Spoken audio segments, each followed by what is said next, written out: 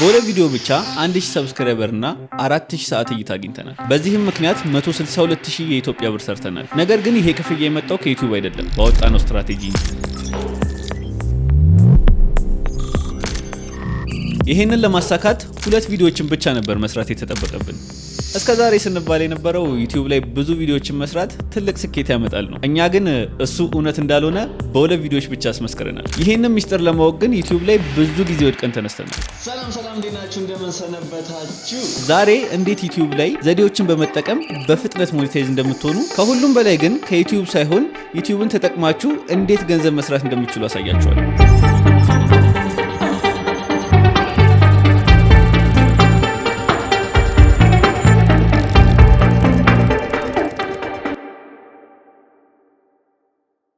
እሺ ከመጀመሪያው እንጀምር። የመጀመሪያው ሌሎች ሶሻል ሚዲያዎችን እንደ መሳሪያነት መጠቀም። እንደዚህ አይነት ፈጣን ለውጦችን ለማምጣት ዩቲዩብ ትንሽ አስቸጋሪ ነው። ለዛም ነው ዩቲዩብን ከፊት ለፊት ከመጋፈጥ ይልቅ ከኋላ ያጠቃ ነው። ሌሎች ፕላትፎርሞች ላይ ኦዲየንሶችን ቢውልድ አድርገን እነዛም ቢውልድ ያደረግናቸውን ኦዲየንሶች የዩቲዩብ ጆርናችንን እንዲቀላቀሉ ማድረግ ነበር ፕላናችን። ይሄም እንደሚሳካልን እርግጠኛ ነበር፣ ምክንያቱም ከዚህ በፊት ብዙ ያደረጉ ሰዎች ስለነበሩ። ለዚህ ቅዳችን እንዲያግዘን ከሶሻል ሚዲያዎች ሁሉ ቲክቶክን ነበር የመረጥነው፣ ምክንያቱም ብዙ የኮንተንታችን ኦዲየንሶች እዛ ስለሚገኙ። እዛ ላይ ለነሱ ከ10 እስከ 40 ሰከንድ የሚሆኑ ቪዲዮዎችን በሳምንት 3 እንለቃለን። ቪዲዮአችን ላይም አሴቶችን በነፃ ስለምንሰጥ ሞር ኦዲየንሶች ወደኛ እንዲመጡ አድርጎልናል። ይሄንን ቻናል የከፈትነው የመጀመሪያው የዩቲዩብ ቪዲዮአችን ከመለቀቁ ከአመት በፊት ቢሆንም ግን በደንብ ፎከስ አድርገን የሰራነው የመጨረሻዎቹ 4 ወራት ላይ ነበር። በ4 ወራት ብቻ ከ1.3 ሚሊዮን በላይ ቪው አግኝተናል። ይህም ማለት በፊት ከነበረው 173.8% በላይ ብልጫ ነበረው። ቅድም እንዳልኳችሁ የምንፈልጋቸውን ኦዲየንሶች በተለያዩ ፍሪ አሴቶች አግኝተናቸዋል። ነገር ግን ሁሌም ቢሆን ተመሳሳይ ቪው ማግኘት አልቻለም። የምንለቃቸው ቪዲዮዎች አንዳንዶቹ ጥሩ ይታያሉ፣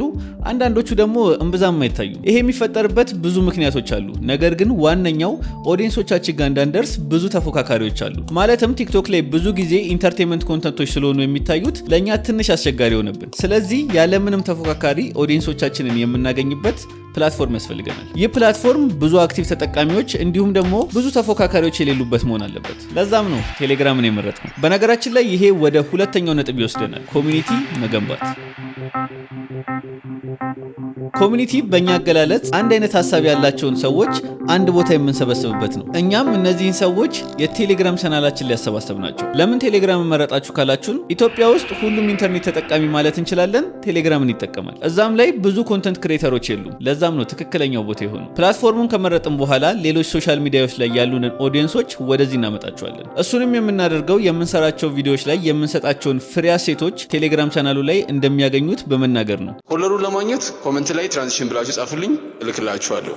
ወይንም ባዮ ላይ ባለው የቴሌግራም ሊንክ አግኝታላችሁ። አሴቱንም ለማግኘት ኦዲየንሱ ወደ ቴሌግራም ቻናላችን ላይ መጥቶ ጆይን ያደርጋል። የቴሌግራም ቻናላችን አሁን ላይ ከ5000 በላይ ፎሎወሮች አሉት። እነዚህን ተከታዮች እንድናገኝ ካገዘን ዘዴዎች መካከል አንዱ ይሄ ነው። ቴሌግራም ላይ ሰዎች ሲመጡ እንዲሁ አልተቀበልናቸውም፣ የሚጠቅሟቸውን ቲፖች እንለቅላቸዋለን። ከዛም በተጨማሪ እዛው ኮሚኒቲ ላይ ላይቮችን እያዘጋጀን እናግዛቸዋለን። እውነት ለመናገር ይሄ ላይቭ ሴሽን ነፃ መሆን አልነበረበትም፣ ምክንያቱም ከኛ የ4 ዓመት ልምድ እየተማሩ እንዲሁም ደግሞ ኢንዱስትሪ ላይ የቆዩ ሰዎችን እያመጣን እንዲያስተምሩ እናደርጋቸዋለን። ይሄንን ሁሉ ነገር በነፃ እንድንሰጣቸው ያደረገን ኮሚኒቲ ላይ ያለው የመስራት ፍቅር ነው። አብዛኞቹ እኛ ባለፍንባቸው መንገዶች እያለፉ ስለሆነ እነሱን ማገዝ እውነተኛ ደስታ ይሰጣል። በነገራችን ላይ እናንተም ጆይን እንድታደርጉት ሊንኩን ዲስክሪፕሽን ላይ አስቀምጥላችኋል። ይሄንን ቻናል ወደ 5000 ለማሳደግ በቀን 1 ወይም 2 ፖስቶችን ፖስት አድርገናል። ትልቅ እድገት ግን ማግኘት የቻልነው ኦክቶበር 6 2025 ነው። ይህ ቀን ማለት የመጀመሪያ ዩቲዩብ ቪዲዮአችን የወጣበት ቀን ነበር።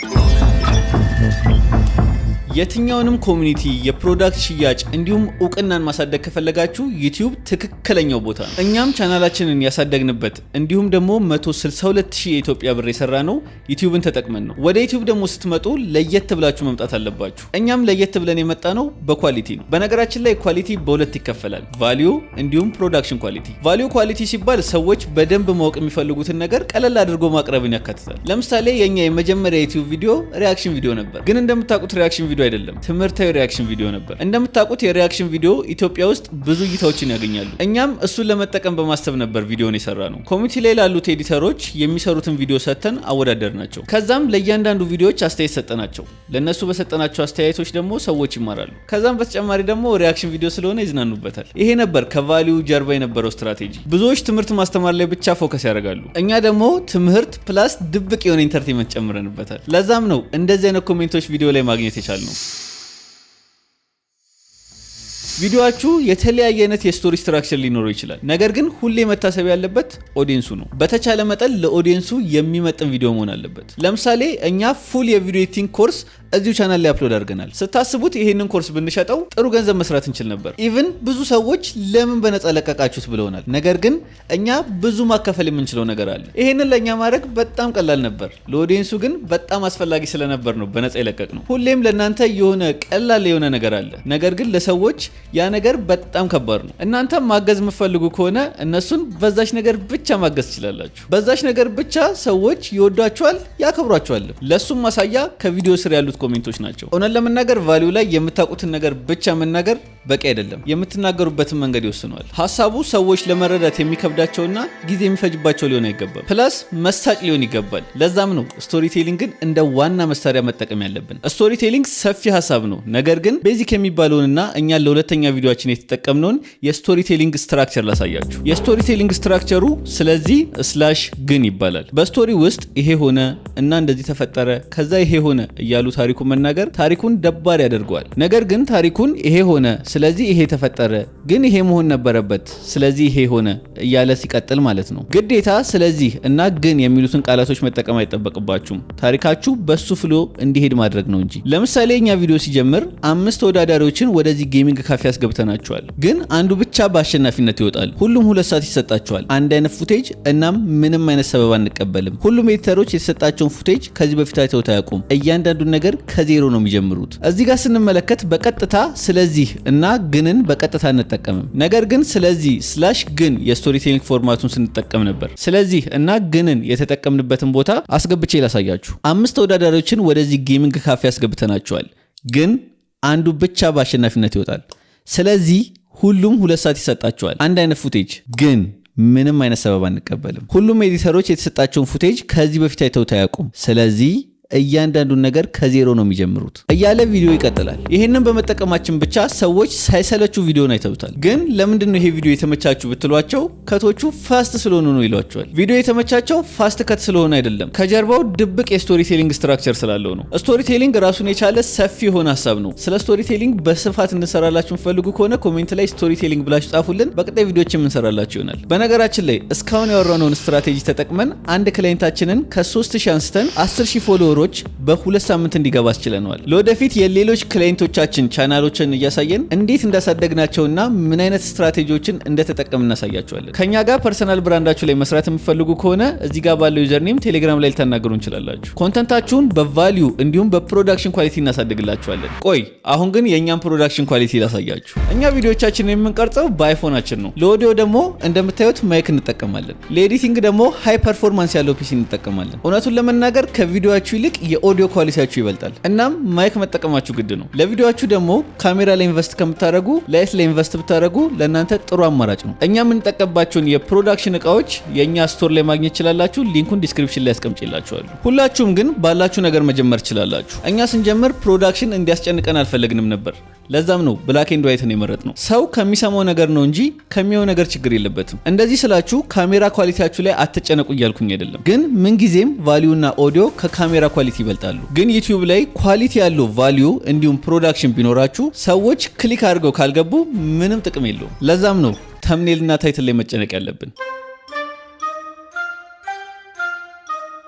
ይሄ ቪዲዮ የዛሬ 2 ዓመት ሪያክሽን ቪዲዮ በምንሰራበት ጊዜ የሰራነው ቪዲዮ ነው። በዛን ጊዜ የተጠቀምነው ተምኔል ይሄ ነበረ። ከቪዲዮ ሐሳብ ጋር ምንም አይገናኝም። ለዛም ደግሞ ማሳያው ያለው ቪው ነው። በእርግጥ ኮሜንት ላይ ስትሄዱ ብዙ ሰዎች ቪዲዮ እንደተመቻቸው ማየት ትችላላችሁ። ነገር ግን ማንም እየከፈተው ስላልነበር ምንም ጥቅም አላገኘንበትም። ከድሮ የዩቲዩብ ቆይታችን ብዙ ነገሮችን ተምረናል። ከሱ መሃል ጥሩ ኮንተንት ይዘን ከመጣን ጥሩ ተምኔል እና ታይትል እንደሚያስፈልገን አውቀናል። ኳሊቲ ያለው ተምኔል እና ታይትሎች እናንተ የምትፈልጉት ኦዲየንስ ጋር ያደርሷቸዋል። ለዛም ነው እኛ ወደዚህ ዩቲዩብ ቻናል ስንመጣ ራሱን የቻለ ተምኔል ዲዛይነር የቀጠር ነው። እሱም ሃይ ኳሊቲ ተምኔሎችን ይሰራልናል። እሱ ጋር እንደኛ አይነት ሃይ ኳሊቲ ተምኔሎችን ማሰራት የምፈልጉ ከሆነ ነሂብረሽ ይባላል። እዚህ ጋር የኢንስታግራም ዩዘር ኔም አለ፣ እዛ ላይ ቼክ ልታደርጉ ትችላላችሁ። እኛ ከተምኔል ዲዛይነሩ ለአንድ ቪዲዮ 2 ወይም 3 ተምኔሎችን ተቀብለን ኤቢ ቴስት እናደርጋቸዋለን። ኤቢ ቴስት ምን እንደሆነ ለማታውቁ ዩቲዩብ ላይ የተለያዩ ተምኔሎችን በአንድ ጊዜ ፖስት አድርጋችሁ ሞር ክሊክ የሚያገኘው የትኛው እንደሆነ ማወቅ ትችላላችሁ። ስለዚህ ብዙ ክሊክ ያገኘውን እንደ ሜን ተምኔላችሁ መጠቀም ትችላላችሁ። እኛም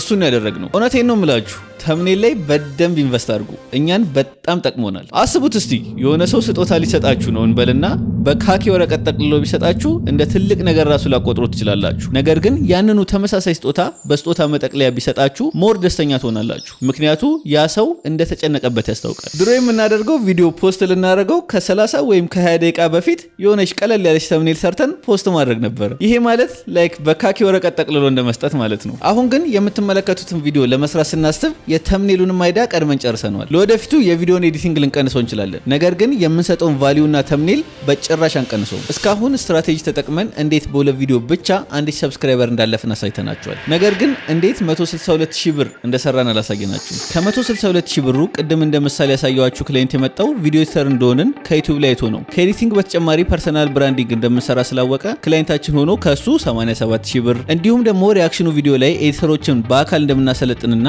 እንዲመዘገቡ ነገረናቸው 6 ተማሪዎችን መዝግበን አሰልጥነናል። ከሱም ደግሞ 47000 ብር አግኝተናል። አይ ነው ርካሽ እንደሆነ ግን አውቀን ያደረግነው። ስለሱ ሌላ ቪዲዮ እንሰራላችኋለን። የጎደለውን ገንዘብ ደግሞ ያገኘነው እያንዳንዱ ቪዲዮ ላይ ሜንሽን ባደረግነውና 194 ሰዎች በገዙት ፕሪሚየም አሴት ፓካችን ነው። ዋጋው 150 ብር ሲሆን የቡና ዌብሳይት ላይ ማየት እንደምንችለው 194 ሰዎች ገዝተውታል። እዚህ ላይ የተለያዩ ፊዎች ተቆራርጠው 27000 ብር መስራት ችለናል። በእርግጥ በዚህ ዩቲዩብ ቻናል ሰዎችን አግዘናል። ነገር ግን እኛም አልተጎዳንም። በሁለት ቪዲዮዎች ብቻ 162000 ብር ሰርተናል። በዚህ ቪዲዮ ደግሞ ብቻ ስንት እንደምንሰራ ማን ያውቃል?